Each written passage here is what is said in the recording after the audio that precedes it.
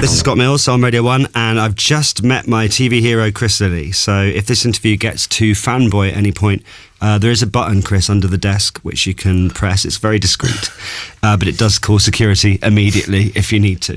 Yeah. And I won't know anything about it. Thanks for coming in. Is it true that Scott just ran away from you when he saw you? Yeah, he sort of saw you and then I went, hello, hi, nice to meet you. No, you walked away. You did you reversed off, so yeah, I got a little. Sorry about that. You gave me a little eyebrow raise. Yeah. How are you? I'm good. I'm a bit jet lagged because I've just got here from Australia a couple of days ago. Oh yeah, so you don't know what time of day it is? Well, I do, but it feels weird. It feels like 4 a.m. or something weird. Have you been to the UK a lot? Oh yeah. Like nearly every year I come for a few weeks. Okay. So do you love it? I love it here. Yeah, it's like a sort of bigger, better Australia. No, it's not. It's like, well, okay. It's not as warm. But I think that everyone here likes the idea of living in Australia, and everyone in Australia likes the idea of living here. That's true. There's a lot of Aussies here. Loads. But why would you want to live here? We don't get that because we're like, well, Australia's brilliant and you can just like skip around on the beach all day looking healthy. Well, I guess it's fun. It's something different. I could live here in summer. Yeah. I don't think I could handle snow.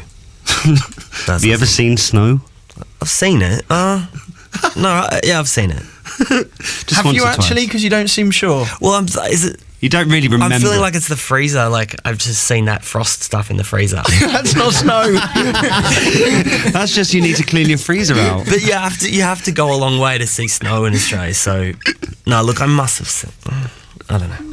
Anyway, it's good to have you here. I know that you don't really do many interviews, so we really appreciate you coming along because we're, and have been for a long time, big fans of all of your work. So I watched the first part of Jonah from Tonga. Yeah. And it starts with him in actual Tonga, up a tree, throwing coconuts at people below, which I thought kind of was a nice scene to set. Just throwing coconuts at kids. Do you know what? That wasn't even in the script. That's we went where we filmed. For some reason I was really competitive with the kid who played my little brother, and he climbed up that tree and he was like, "You won't be able to go as high as me." And I was like, "Well, I can," and scrambled up higher than him just to prove to this 12-year-old kid that I was better than him. Yeah. And then I thought, this is an amazing image for the opening scene of the show. It's really good. Because you do look at it and go, wow, he's really quite far up that tree. I know. Is that something that you practiced? Well, no, it was just trying to beat the 12-year-old. It was, yeah. Some of our audience won't know who Jonah is or even what or where Tonga is because it's really far away from here. It is. Could you explain for us what is Tonga, Chris Lilley? Look, it's a little island, and in Australia there are just as many Tongan people as there are back in Tonga. It's a quite a small place, and Jonah is originally his family from Tonga, and he was in Summer Heights High, a series that I did a few years ago, and so this series kicks off from where he gets expelled from school and gets sent back to Tonga to live with his uncle. So the show starts in Tonga?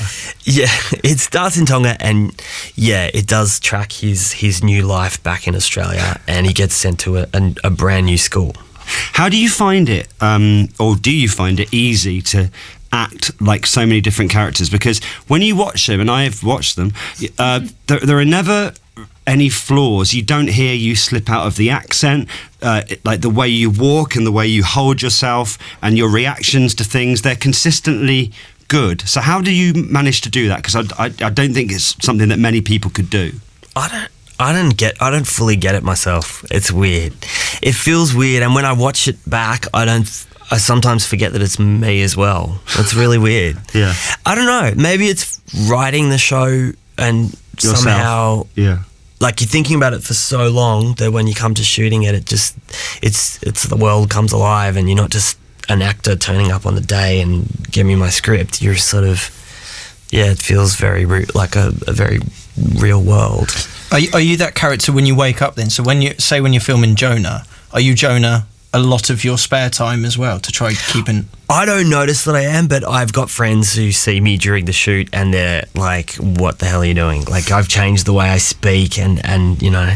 And this can go on probably for weeks. Yeah, after I filmed Angry Boys, I don't normally put my middle finger up, but I just could not stop doing it constantly. That's amazing. And my friend was like, what the hell? Yeah. I would love to be there during the Jemay filming, just to see you be a That bit was Jemay. weird. Yeah. This is it. I do a little strut to the letterbox and Do a little you know, sachet. Yeah, it does. It stays with you, and it's funny. The thigh gap thing has just become quite a big thing in itself over here, for want of a better phrase. It's like you're a bit obsessed with it now, Scott. I know. But it does feel like when you do some of these characters, some of their traits and the things they come up with, like this whole thigh gap thing, you suddenly notice all your friends around talking about them, even if they haven't necessarily seen Jemay or the word quiche, like that's out there now, and then actually some people won't have even seen the show but use it.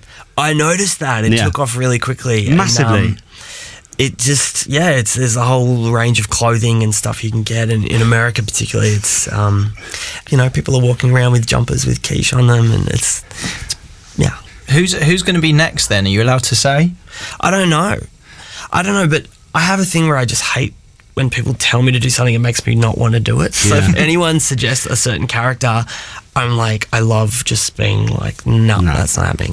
Because you've obviously brought back previous characters to have their own show. Yes. Do you think the next one will be someone brand new that we've never met before, or will you reprise an old role? Maybe pick up their story where they left off. Look, anything's possible, and I honestly haven't committed to anything. I don't know, but I probably, whatever it is, will be a surprise. Yeah. I think. Oh, I've got an idea. What is it? A Radio 1 DJ. No. Moonface. I'm not tanned. doing No. See, now you've suggested not it. happening. I'm going to do it. Rubbish. Yeah.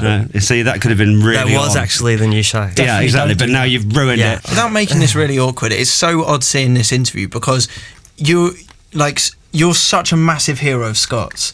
Like, I remember I only got and I don't want to like point out the I elephant hate in the room, confrontation. right? But it's like obviously everyone comes to Radio 1, you know, every big pop star, so many massive movie stars and stuff like that, but I've never quite seen him like this, like, and how excited. Sorry if I'm staring. But Scott got me onto Summer Heights High, and I'm sure there's quite a few people who maybe haven't seen some of your work. But honestly, when Scott gave me the DVD for the first time, I think you got it as a birthday present for me, and you're Yes, like, I did. you've got to watch this. I've been obsessed ever since. Yeah. Wow, I'm sure that's there's so a lot of people who will do the same if they now go away and look into you and look into your work. Totally. I really That's recommend really it. nice. Are you aware of Innuendo Bingo? I've had it explained to me, and it seems pretty weird. It is kind of weird, yeah. It's actually been copied now on an Australian station. Yeah, and they call it the same name. They just call it Innuendo Bingo. I'll have a word to them. Can you tell Kyle and Jackie Yeah. O? Oh, Yeah, I know when them. you see them. Yeah, Carl I'll have it Sandlines. stopped.